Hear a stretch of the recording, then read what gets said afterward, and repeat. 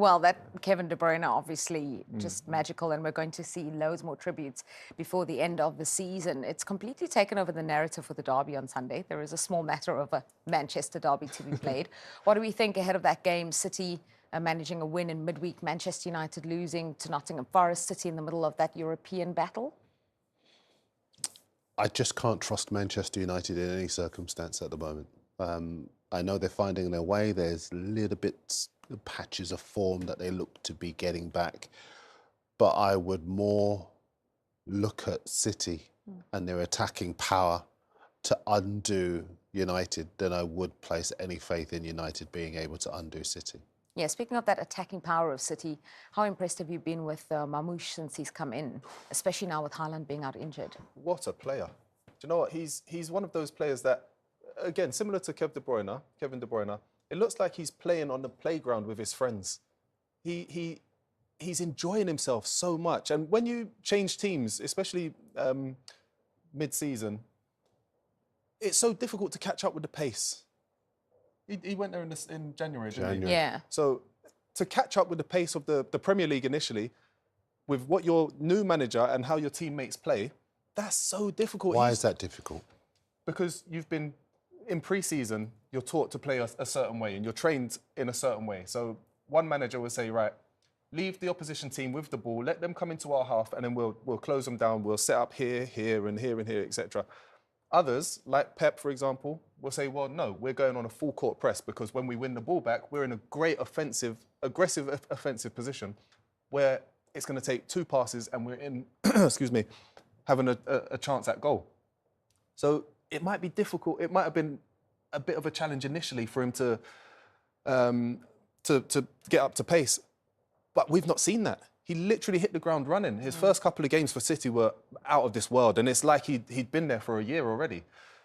I mean, I'm a huge fan. I do agree. I look at that Manchester United defence. They would give us an opportunity if we played against them, I think. As far as us three? Us three, yeah. Even in these heels. Full court press. I think as far as Mamouche is concerned, he's got the speed of thought, the ingenuity, the composure in that final third as well to take advantage of a United defence that is just shocking. It's the worst that we've seen in the Premier League ever.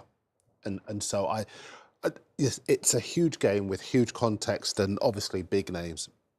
But I don't look at it at any level and think to myself, United can do this. I know they're looking for the double over City, but that's because it's a City side in transition. But of the 2 teams, which would you take right now? Yeah. City all day long. All day And long. it was that Ahmad brilliance at the end of the last derby that really won it for Manchester United, wasn't it? So not a case of, they are looking for the double, but you seem to say that it would be hard-pressed. They'd be hard-pressed to repeat those heroics. I think they would be because just defensively, they're still all over the place. They're still struggling to adapt to the way that Amorim wants to play. I think as far as City are concerned, there is a little bit more optimism to go into the next phase of the season. And these are some of the defensive frailties. This is what they're up against. Elanga, very, very quick player, don't get me wrong, but he shouldn't be brushing players off the ball. Thank you. And how is he being allowed to run that length? The length of the pitch. It makes no sense.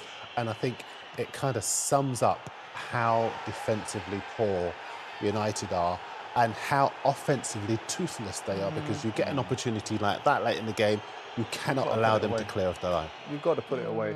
And it's you mentioned it, it's the mental frailty. They're a fragile side, but not because they've been through a whole host of difficult situations. They're just not good enough. And that's amazing, and it's surprising to hear that about a Manchester United team. We're talking about Manchester United, one of the biggest footballing clubs in world football, being fragile, being weak, being where they are in the Premier League table. It's embarrassing. They could do. I'll let you carry on. Otherwise, I'll rave too much about them. Oh, you got to finish the... OK, well, you know what? What we're going to do is we're going to hear from a man who played in 15 Manchester derbies. We're going to hear from Sean Wright-Phillips. He's joining us now to talk about the Manchester derby. But not only that, obviously Kevin De Bruyne as well. Sean, so great to be hearing from you tonight, our resident Manchester City expert. Let's talk first about the big news that dropped today. Kevin De Bruyne saying these will be his final few games at Manchester City. What was your initial reaction when you saw it?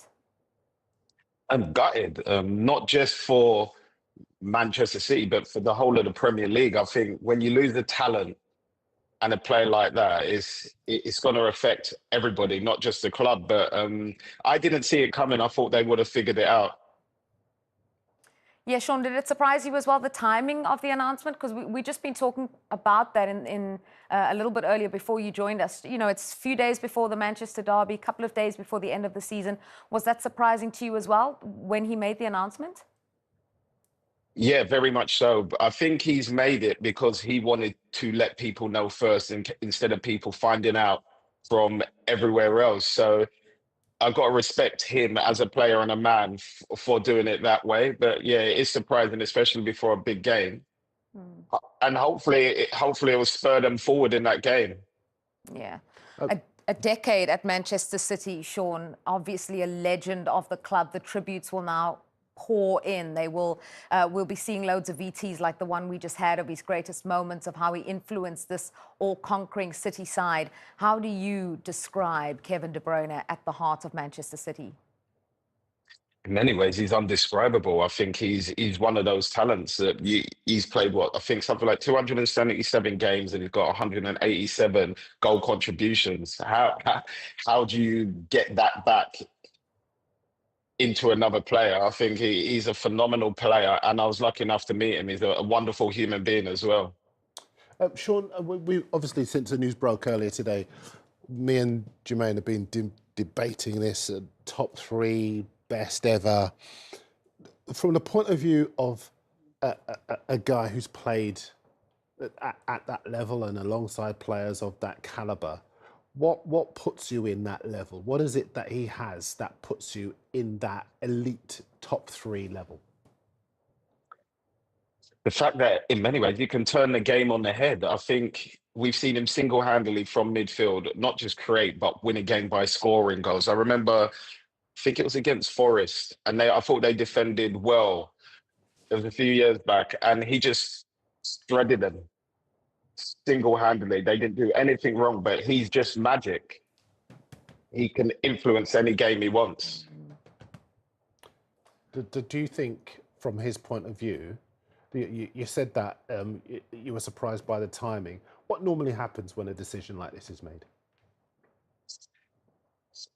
It's always different, I'd say, Darren, and it depends on the player, I suppose, in many ways. But I think I'm still gutted about it. I wanted to see him again. So I think he's just made his decision, and in many ways, he didn't want it to be dragged out more than it has done, because it's been going on quite a while now. Yeah. Sean, last but not least, I'm glad these two let me have a question. KDB, one of the best centre midfield players in Premier League history. What one is your favourite goal of his? Oh. Yeah, there's a lot to choose from, but sadly, I think it was the one against in the Champions League against Real Madrid. The rocket he hits along the ground. Oh, the daisy cutter. Yeah. Sean, just finally, we were talking about the Manchester derby just before you joined us. What are your thoughts on Sunday's big game?